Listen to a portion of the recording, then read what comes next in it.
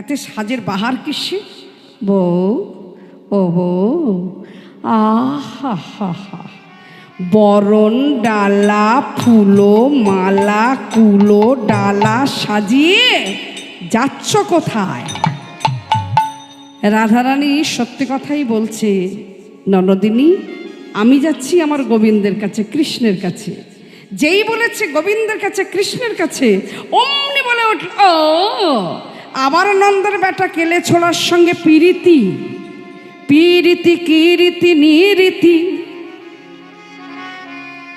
পিরিতির অর্থ কিসি বা পিরিতির অর্থ কি?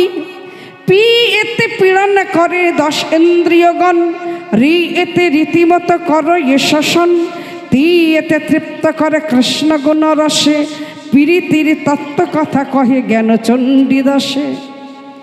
পিরিতি করো তবে